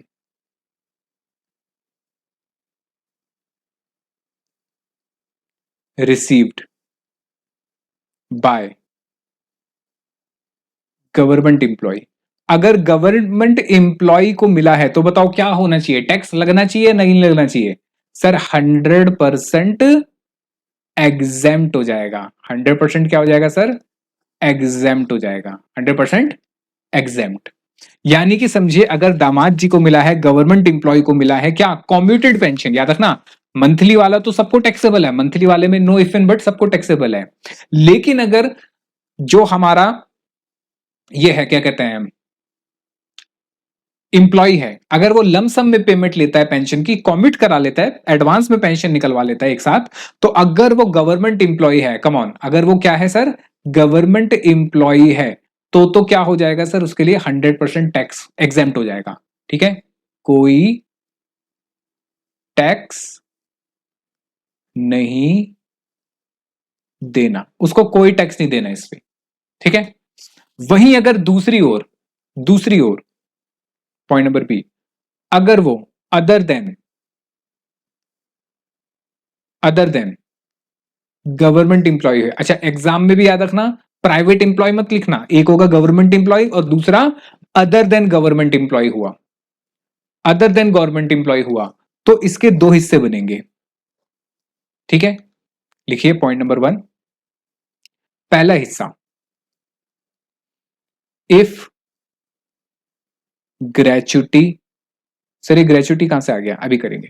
if gratuity is not received, अगर ग्रेचुटी उसको नहीं मिली तो एग्जेम्प्ट होगा। लिखिए एग्जेम्प्ट होगा 50% of total pension. 50% of total pension, यानी जितना पेंशन होगा उसका 50% एग्जेम्प्ट होगा और बाकी 50% पे टैक्स लग जाएगा। ठीक है, दूसरा, इफ ग्रेचुटी इज रिसीव्ड, अगर उसको ग्रेचुटी मिली है तो भी एग्जेम्पशन मिलेगी, तो भी एग्जेम्पशन मिलेगी। लेकिन एग्जेम्पशन ज्यादा होगी या कम होगी? सर यहां पे एग्जेम्पशन कम हो जाएगी, क्योंकि उसको ग्रेचुटी भी तो मिल रही है और ग्रेचुटी पे अलग एग्जेम्पशन मिलती है। तो ज्यादा एग्जेम्पशन ना मिले इसलिए यहां पे एग्जेम्पशन कम होगी। यहां पे एग्जेम्पशन कितना होगा? 33.33%, या जिसको आप कह सकते हो 1/3। क्या कह सकते हो? 1/3 ऑफ टोटल पेंशन। ठीक है, इसको लिख लो, फिर समझाता हूं क्या मतलब है इसका। लिख लिया? समझिए जरा मेरी बात। हम किसकी बात कर रहे हैं सर? हम बात कर रहे हैं लमसम वाले, कम्यूटेड वाले पेंशन की। अनकम्यूटेड हुआ यानी जो मंथली पेमेंट हुआ सबको टैक्सेबल है, लेकिन अगर लमसम पेमेंट होता है, एक साथ पैसा निकाल लिया जाता है, तो हमें देखना पड़ेगा वो दामाद जी हैं या कोई और है। यानी अगर वो गवर्नमेंट के दामाद है, गवर्नमेंट के एम्प्लॉय हैं, तो उस पर कोई भी टैक्स नहीं लगेगा, 100% एग्जेम्प्ट हो जाएगा कम्यूटेड पेंशन का। लेकिन अगर दूसरी ओर वो एक ऐसा एम्प्लॉय है जो गवर्नमेंट का एम्प्लॉय नहीं है, यानी कि अदर देन गवर्नमेंट एम्प्लॉय है, तो फिर सबसे पहले हमें उससे यह पूछना पड़ेगा कि क्या तुम गवर्नमेंट के एम्प्लॉय हो? वो कह रहा है नहीं सर जी, मैं तो प्राइवेट सेक्टर का एम्प्लॉय हूं। अच्छा, तो तुमने पेंशन कमिट करा ली है? वो कह रहा है हाँ, मैंने तो लमसम में पेंशन ले ली। तो तुम्हारी पेंशन पे भाई टैक्स लगेगा। वो कह रहा है सर कितना टैक्स लगेगा? अब उसे क्वेश्चन पूछेंगे, मुझे बताओ जब तुम रिटायर हुए थे, तुम्हें ग्रेचुटी मिली थी नहीं मिली थी? वो कह रहा है हाँ सर, ग्रेचुटी तो मिली थी। अगर तुम्हें ग्रेचुटी मिली थी, अब समझिए हम उसको समझा रहे हैं, देखो अगर तुम्हें ग्रेचुटी मिली थी तो भाई फिर तुम्हें एग्जेम्पशन कम मिलेगी, तुम्हें ज्यादा एग्जेम्पशन नहीं मिलेगी। वो कह रहा है कितनी? हम उससे कह रहे हैं 33.33% एग्जेम्पशन मिलेगी टोटल पेंशन की। जो आपने टोटल पेंशन है उसका 33.33 यानी 1/3 आपको एग्जेम्पशन मिल जाएगी, और बाकी जो है उस पर टैक्स लग जाएगा, यानी 2/3 जो है उस पर टैक्स लग जाएगा। वो कह रहा है अच्छा ठीक है। दूसरा एक एम्प्लॉय, उससे हम पूछ रहे हैं बताओ तुम प्राइवेट हो या गवर्नमेंट? कह रहा है सर मैं भी प्राइवेट वाला हूं, मैंने भी पेंशन कॉमिट करा ली है, मुझे बताइए। अब मैं फिर उससे पूछूंगा क्या ग्रेचुटी मिली थी रिटायरमेंट पे? कह रहा सर ग्रेचुटी पता नहीं सर क्या होता है, मुझे तो नहीं पता, ग्रेचुटी मुझे तो नहीं मिली। हमने कहा तुम्हें ग्रेचुटी नहीं मिली, इसका मतलब यह है तुम्हें पैसे कम मिले हैं, तुम्हें एग्जेम्पशन ज्यादा दी जाएगी। वो कह रहा है कितनी एग्जेम्पशन?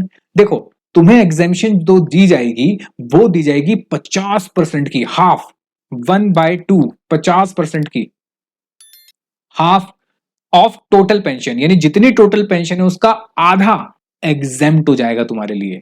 ठीक है, तो वो खुश हो जाएगा। क्लियर है? चलिए बुक पे आइए मेरे साथ साथ। कह रहे एन्युटी या pension is treated as salary, salary होगी, इट इज ईयरली पेमेंट, वैसे मंथली मिलती है। Annuity is receive from present employer, it is tax salary, whether it is given by contract या वॉलंटरी, चाहे कॉन्ट्रैक्ट पे हो वॉलंटरी हो, एम्प्लॉयर से मिल रही है तो सैलरी में टैक्स है।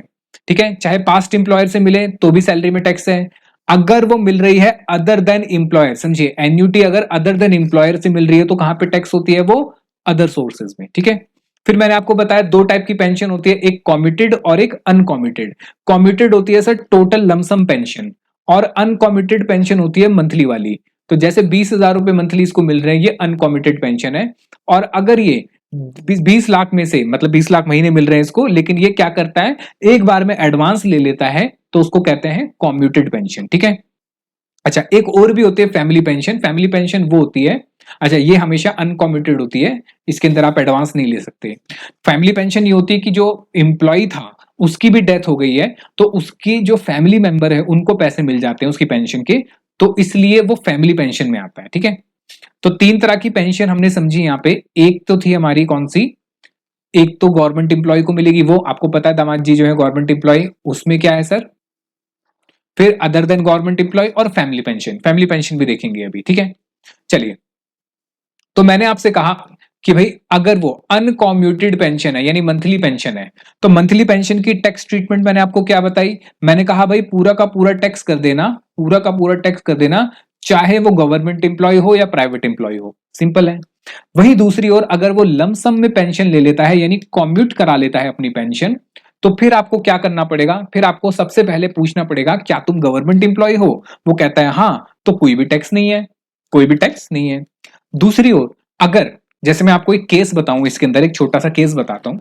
एक्चुअली मेरे एक रिलेटिव है, मतलब रिलेटिव है मेरे, तो उन्होंने क्या करा समझिए जरा, उन्होंने क्या करा, उन्होंने पेंशन को कॉम्यूट करा लिया, पेंशन को कॉम्यूट करा लिया। अब वो गवर्नमेंट एम्प्लॉय थे, समझिए गवर्नमेंट एम्प्लॉय थे, उन्होंने पेंशन को कॉमिट करा लिया।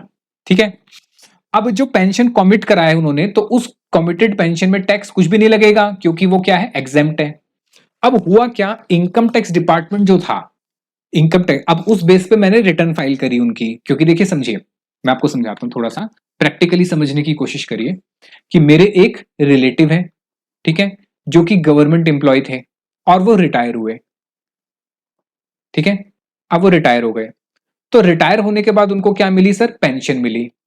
अब जब पेंशन मिली तो उन्होंने वर्ल्ड टूर करने के, एक्चुअली किसी और रीजन के लिए चाहिए था उनको, उन्होंने क्या करा, अपनी पेंशन में से कॉम्यूट करा लिया एक बहुत बड़ा हिस्सा। ठीक है, 20 लाख के आसपास उन्हें कॉम्यूट करा लिए।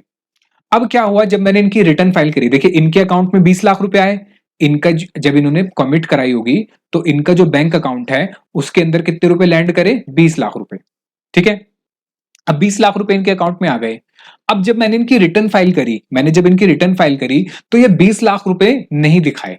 हालांकि मैंने फाइल नहीं करी थी, इन्होंने पता नहीं किससे फाइल कराई थी, लेकिन जिसने भी फाइल करी थी उसने ये 20 लाख रुपए इनकी इनकम में काउंट नहीं करे। क्यों? क्योंकि उसने कहा कि यार ये तो इनकम है ही नहीं, क्योंकि ये तो एग्जेम्प्ट है, ये तो इनकम है नहीं, ये क्या है सर? एग्जेम्प्ट है, तो उसने नहीं दिखाए। फिर क्या हुआ, इनकम टैक्स डिपार्टमेंट से इनके पास आ गया नोटिस, क्योंकि क्या है, इन्होंने आईटीआर अपनी भरी तो सेल्फ असेसमेंट होती है, और उसके बाद चेक कौन करता है? डिपार्टमेंट चेक करता है। तो इनके पास आ गया नोटिस। किस चीज का नोटिस आया? कि भाई आपको 20 लाख रुपए मिले थे, और ये 20 लाख रुपए हम आपकी इनकम क्यों ना माने। एक्चुअली शो कॉज नोटिस होता है आपका, SCN होता है, शो कॉज नोटिस।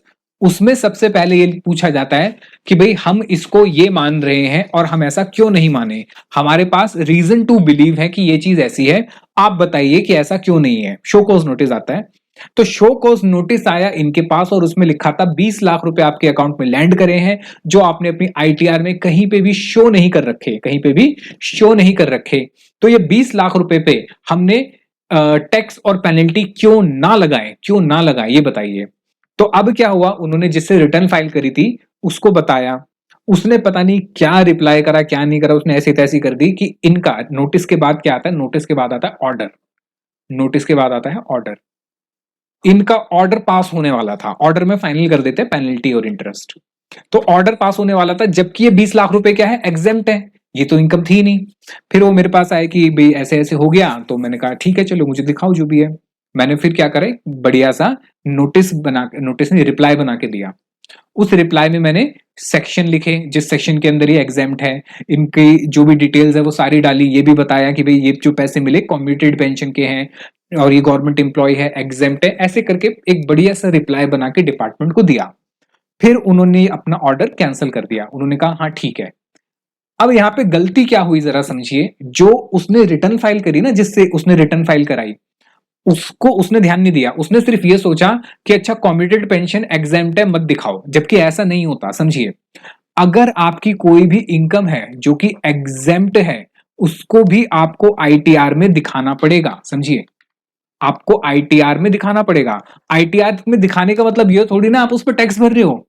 आई आईटीआर में दिखाने का ये मतलब थोड़ी ना उस पर टैक्स कर रहे हो, टैक्स भर रहे हो। आईटीआर में दिखाने का मतलब होता है कि आप उसको शो कर रहे हो।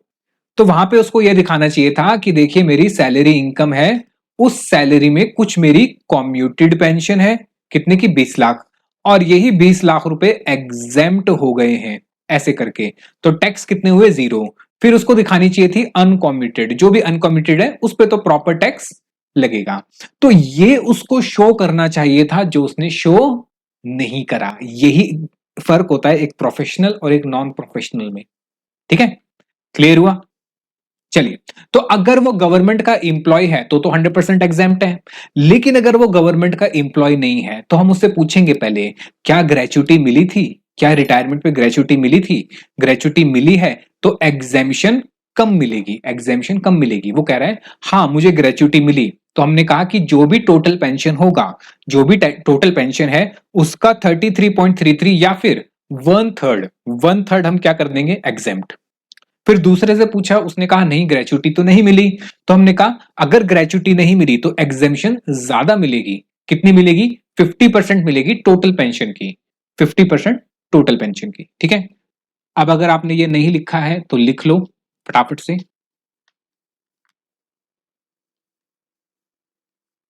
ठीक है, लिखिए नोट।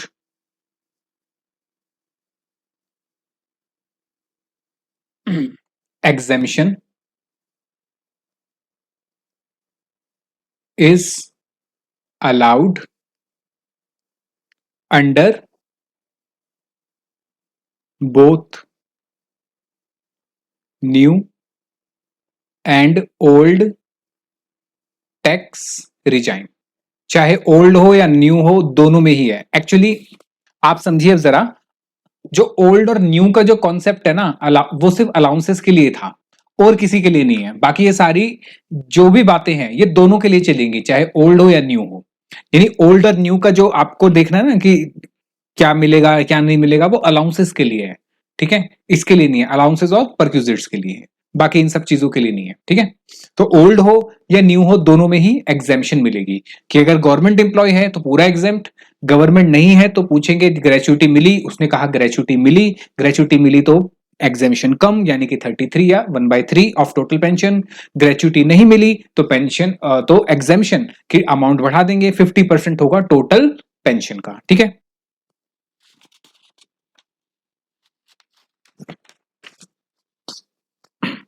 आइए जी एक क्वेश्चन करेंगे और फिर आज की क्लास को दी एंड करेंगे। कह रहा है मिस्टर सागर है जो कि रिटायर हो गया 1 अक्टूबर 2023 को, रिसीविंग 5,000 पर मंथ एज पेंशन, पेंशन मिल रही है 5,000 पर मंथ, और 1 फरवरी 2024 को ही कॉम्यूटेड 60% ऑफ इस पेंशन, 60% पेंशन कॉम्यूट करा ली, जिसमें कितने पैसे मिले उसको 3 लाख रुपए, ठीक है, as commuted pension. You are required to compute his taxable pension, अगर वो गवर्नमेंट एम्प्लॉय है दमान जी तो 100% एग्जेम्प्ट। He is a private sector employee और ग्रेचुटी मिली है, अब कितनी मिली है मतलब नहीं है, ग्रेचुटी मिली है या नहीं मिली ये पूछना है।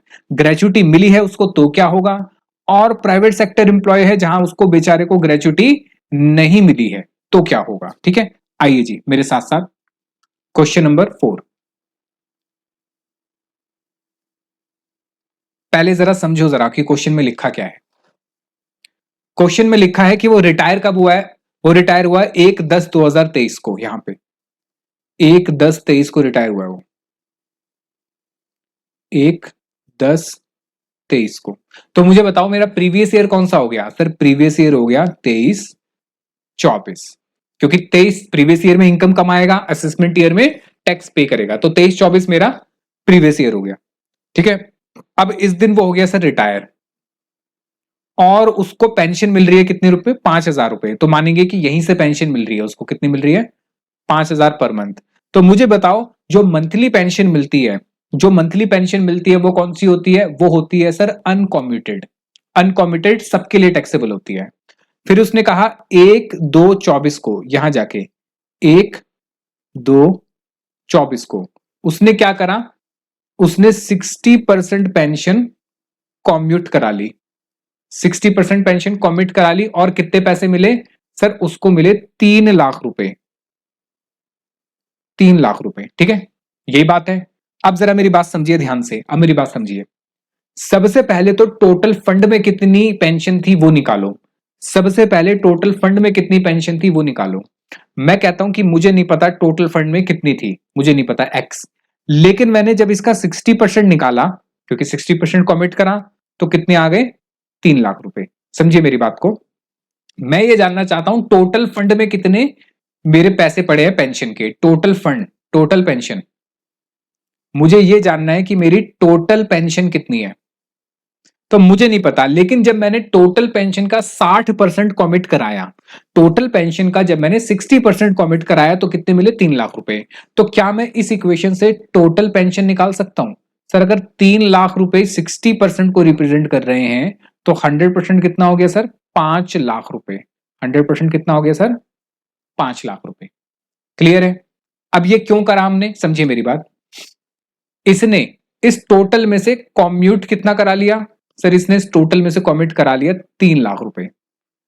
अब बाकी जो बच गए 2 लाख रुपए, बाकी जो बच गए 2 लाख रुपए, ठीक है, ये इसको मिलेंगे मंथली जितना भी टाइम होगा, यानी आप ये कह सकते हो ये अनकॉम्यूटेड है, ठीक है। अब मेरी बात समझिए जरा, मेरी बात समझिए, ठीक है, मेरी बात समझिए, भी लिखना मत, मेरी बात समझिए। मुझे इसकी टैक्सेबिलिटी निकालनी है, कितना कितना पैसा मिला जिसमें कितना टैक्स होगा। पहली चीज तो उसको हर महीने 5-5 हजार रुपए मिल रहे थे जब वो रिटायर हुआ, तो अक्टूबर, अक्टूबर 1 तारीख है, अक्टूबर, नवंबर, दिसंबर, जनवरी, फरवरी, यहां से लेके यहां तक इसको पैसे मिले, अक्टूबर, नवंबर, दिसंबर, जनवरी। अब फरवरी के शुरू में इसने कॉमिट करा लिए, ठीक है, तो इसका मतलब ये हो गया सर 1, 2, 3 और 4, कितने महीने हो गए? 4 महीने, अक्टूबर, नवंबर, दिसंबर, जनवरी। फरवरी क्यों नहीं है सर? क्योंकि फरवरी 1 तारीख को उसने कॉमिट करा लिया, 1 तारीख को वो गया और 1 तारीख को उसने एडवांस ले लिया, 1 तारीख को वो गया उसने एडवांस ले लिया। तो ये 4 महीने जो थे इसके, कब? अक्टूबर, नवंबर, दिसंबर, जनवरी। यहां पे इसको कितने पैसे मिले? 5,000 रुपए मिले, यानी टोटल कितने मिले सर? 20,000 रुपए। ये 20,000 रुपए क्या है सर? ये 20,000 है अनकॉम्यूटेड, और अनकॉम्यूटेड पेंशन तो सबको टैक्स होगी, चाहे गवर्नमेंट इंप्लॉय हो या नॉन गवर्नमेंट हो। तो ये 20,000 रुपए तो सबको टैक्सेबल होंगे, ठीक है। अच्छा, हमारा ईयर कब क्लोज होगा सर? ईयर क्लोज होगा मार्च में। तो कितने महीने बचे सर? यहाँ पे 2 महीने बचे, फरवरी और मार्च, 2 महीने बचे सर, फरवरी और मार्च। अब जरा समझिए, फरवरी के अंदर, फरवरी महीने के अंदर उसने कितना एडवांस ले लिया? 60% एडवांस ले लिया। कितना एडवांस ले लिया? 60%। तो जहां उसको, समझिए, फरवरी महीने के अंदर उसने कितना एडवांस ले लिया सर? फरवरी महीने के अंदर उसने एडवांस ले लिया 60%, ठीक है। तो अब मुझे बताइए कि 60% जो उसने एडवांस ले लिया, तो बैलेंस कितना बचा? सर बैलेंस तो इसका कुछ ना कुछ बच ही रहा है जो उसको मंथली मिलेगा। तो समझिए जरा, उसको पहले मिलते थे 5,000 रुपए, पहले मंथली कितने मिलते थे? 5,000 रुपए, ठीक है। उसने कितना ले लिया इसमें से? सर इसने 60% ले लिया, 5,000 में से 60% ले लिया। तो अब कितने बचे सर? 5,000 माइनस 60% हो गए 2,000, यानी मैं सीधा सीधा कह सकता हूं 40% बचे। कितने बचे? 40%। तो ये तो मंथली मिलेंगे ही मिलेंगे उसको। सर एक बार फिर से बताना, एक बार फिर से समझो जरा मैं क्या कहना चाह रहा हूं। मैं ये कह रहा हूं कि समझिए, आपको पेंशन मिल रही है, कितनी मिल रही है? 5,000 रुपए। आपका फंड बना हुआ है, आप मेरे पास आके कहते हो मेरे पास फंड है, आप कह रहे हो कि सर देखिए मुझे पैसे की जरूरत है, वर्ल्ड टूर पे जाना है, मुझे 60% एडवांस दे दो। तो जब मैं आपको 60% एडवांस दे दूंगा, समझिए, जब मैं आपको 60% एडवांस दे दूंगा, तो जो 5,000 रुपए अब मिल रहे थे आपको, वो भी क्या हो जाएंगे? कम हो जाएंगे, क्योंकि उस 5,500 में से तो आपने एडवांस ले लिया। तो ये आपके जहां पे 100% होते थे, आपने 60% ले लिए, तो कितने अब आपको मंथली मिलेंगे? अब आपको 40% मंथली मिलेंगे, यानी फरवरी और उसके बाद मार्च। इसमें आपको कितने कितने मिलेंगे? एक तो 2,000 ये मिलेंगे और एक 2,000 ये मिलेंगे, ठीक है। तो अब समझिए जरा इसको कितने कितने पैसे मिले, एक बार दोबारा समझिए। यहां 4 महीने में तो कितने मिले इसको? 5,500 रुपए मिले महीने के, 4,000 इंटू हो गए 20,000 रुपए। क्लियर है? फिर इस दिन पे इसको 3 लाख रुपए मिले। मैं अभी ये बता रहा हूं कितने पैसे मिले। 3 लाख रुपए कॉमिट कर लिए, वो मिले। फिर बाकी जो अनकॉमिटेड थे वो भी मिले। अनकॉमिटेड कितने थे सर? अनकॉमिटेड हो गए अब इसके 40%, यानी कि 2,000 रुपए मंथली, यानी कि कितने मिले? 4,000 रुपए ये मिले। तो ये अनकॉमिटेड, ये टैक्सेबल पूरा, ये 4,000 अनकॉमिटेड, ये पूरा टैक्सेबल, तो ये तो पूरा टैक्सेबल हो गया। अब कॉम्यूटेड वाले की बात करते हैं कि कॉम्यूटेड वाला अगर गवर्नमेंट इंप्लॉई है तो क्या हो जाएगा सर? अगर गवर्नमेंट इंप्लॉई है तो 100% एग्जेम्प्ट, पूरा एग्जेम्प्ट हो गया। फिर आइए, अगर मैं बात करता हूं इसकी पेंशन की, समझिए,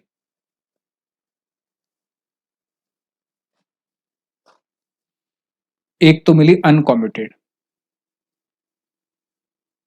ठीक है। ये कौन सी मिली सर? एक तो इसको मिली अक्टूबर से लेके जनवरी, जो कितना था?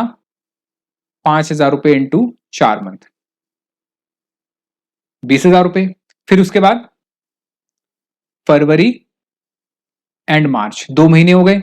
लेकिन इसको क्या पूरे 5,000 मिलेंगे? नहीं सर। क्यों? क्योंकि इसने इसमें से एडवांस ले लिया कितना, तो 60% माइनस हो जाएगा इंटू 2।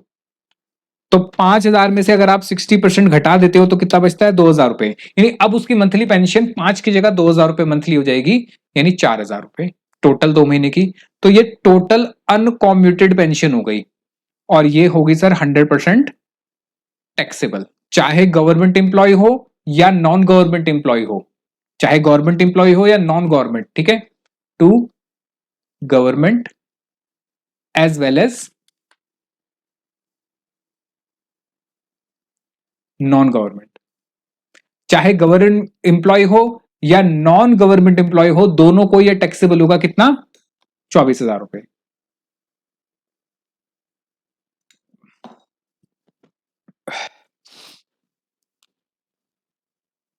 चलिए जी, वही दूसरी ओर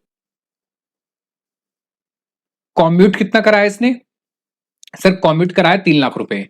तो कॉम्यूट में देखेंगे कि क्या वो गवर्नमेंट इंप्लॉय है। अगर गवर्नमेंट इंप्लॉय है तो पूरे 100% यानी पूरे 3 लाख रुपए क्या हो जाएंगे सर? एग्जेम्प्ट हो जाएंगे, बात खत्म, ठीक है। वहीं अगर वो नॉन गवर्नमेंट हुआ यानी प्राइवेट सेक्टर इंप्लॉय हुआ, फिर हम उससे 2 क्वेश्चन पूछेंगे। क्या पूछेंगे सर? हम उससे पूछेंगे ग्रेचुटी मिली, ग्रेचुटी रिसीव हुई, और अगर वो कहता है यस ग्रेचुटी मिली है, ग्रेचुटी रिसीव है, तो फिर वहां पे कितना होगा सर? उसको कॉम्यूटेड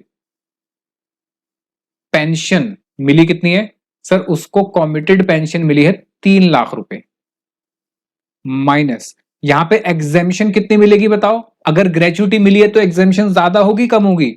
सर अगर ग्रेचुटी मिली है तो एग्जेम्पशन कम होगी, कितनी? 33.33 या फिर 1/3। पर 1/3 किसका? आप ध्यान से, 1/3 किसका सर? इस 3 लाख का 1/3 नहीं, इस 3 लाख का 1/3 नहीं। ये गलती करते हैं बहुत सारे बच्चे।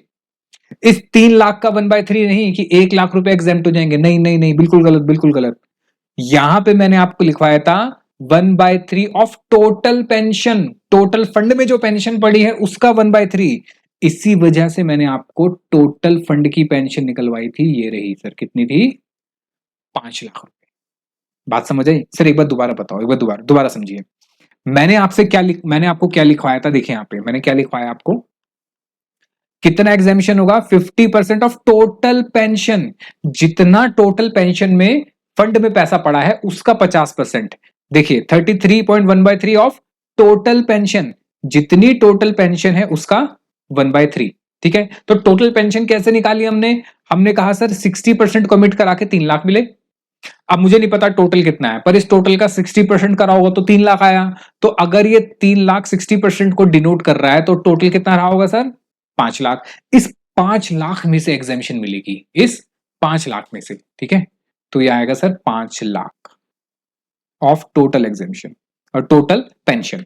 तो 5 लाख का 1/3 होता है सर 1,66,617, 1,66,667। तो माइनस कर दो 3 लाख, तो बाकी जो बच गए कितने? 1,33,333, ठीक है। ये हो जाएगा सर टैक्सेबल, ठीक है, ये टैक्सेबल हो जाएगी। अब बात समझ आई? दूसरी ओर अगर वो कहता है कि सर ग्रेचुटी नहीं मिली, ग्रेचुटी नॉट रिसीव। सर ये ग्रेचुटी होता क्या है अभी करेंगे बाद में, ठीक है। वैसे आपने करा होगा as per the gratuity act, शायद 1972 है मेरे ख्याल से, ठीक है।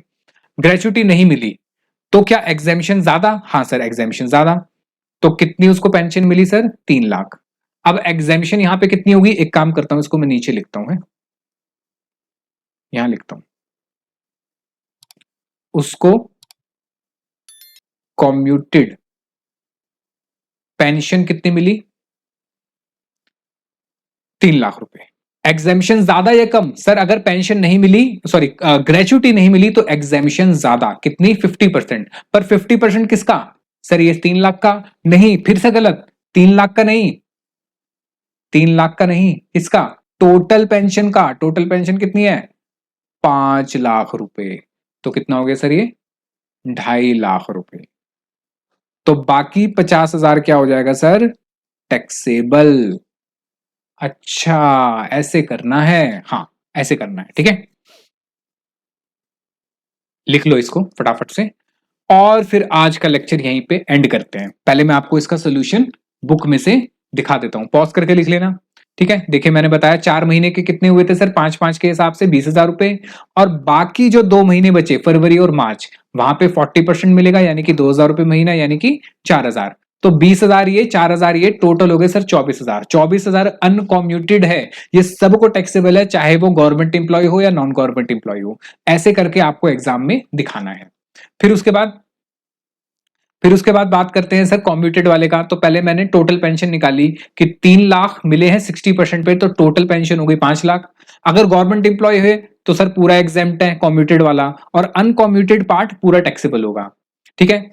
फिर अगर प्राइवेट एम्प्लॉय है, ग्रेचुटी मिली है, तो कितना एग्जाम्प्ट होता है? 1/3 ऑफ टोटल पेंशन। तो 1/3 ऑफ टोटल पेंशन ये हो गया, पेंशन इसने इतनी कॉमिट कराई, इतना एग्जाम्प्ट हो गया, तो बाकी क्या हो गया? टैक्सेबल। ठीक है। तो इसके लिए अब कितना हो गया? 24,000 तो टैक्स होगा ही होगा, प्लस ये जो 1,33,333 है ये भी टैक्स होगा अनकॉम्यूटेड कॉम्यूटेड वाले में से। तो टोटल इसके लिए आ जाएगा 1,57,333। फिर वहीं दूसरी ओर इंप्लॉय जिसको ग्रेचुटी नहीं मिली, वहां पे एग्जेम्पशन ज्यादा होगी, कितनी? हाफ ऑफ टोटल पेंशन, यानी 2.5 लाख रुपए की एग्जेम्पशन मिलेगी। 3 मिले हैं, 2.5 की एग्जेम्पशन हो गई, 50 टैक्सेबल होंगे, प्लस 24,000 जो पुराने वाले थे अनकॉम्यूटेड वाले वो भी आएंगे। तो कुल मिला के इसका कितना हो गया? 74,000। ठीक है। चलिए, इसके बाद हम करेंगे फैमिली पेंशन, पर वो करेंगे अगली लेक्चर में। अच्छा, उसके पहले मैं बता दूं, अगर किसी को पेंशन मिलती है, गैलेंट्री अवार्ड मिलता है किसी को, तो उसमें वो एग्जेम्प्ट होती है पूरी पेंशन। ठीक है। गैलेंट्री अवार्ड किसी को मिल रहा है तो पूरी पेंशन एग्जेम्प्ट होती है, जैसे कि परमवीर चक्र, महावीर चक्र, वीर चक्र, या कोई भी अदर गैलेंट्री अवार्ड मिलता है। आपको पता है गैलेंट्री अवार्ड हमारे डिफेंस सेक्टर में मिलता है, और तो नहीं मिलता किसी को भी। तो वहां पे भी वो इंडिविजुअल अगर मर जाता है तो उसकी फैमिली मेंबर को अगर पेंशन मिलती है तो वो एग्जेम्प्ट होगी। ठीक है। चलिए, उसके अलावा अगर कोई पेंशन होती है तो वो फैमिली पेंशन होती है, और वो हम पढ़ेंगे अगले लेक्चर में। तो आज के लिए सिर्फ इतना ही है। ये जो 2 क्वेश्चन है ये आपको घर पे दोबारा से ट्राई करने हैं, और मिलता हूं आपसे अगले लेक्चर में। तब तक के लिए पढ़ते रहिए, खुश रहिए, लाइफ को एंजॉय करिए, और बस ऐसे ही अच्छे से पढ़िए और प्रोफेशनल बनिए। ठीक है। चलिए, मिलता हूं आपसे अगले लेक्चर में। तब तक के लिए बाय बाय, टेक केयर और जय हिंद। बाय।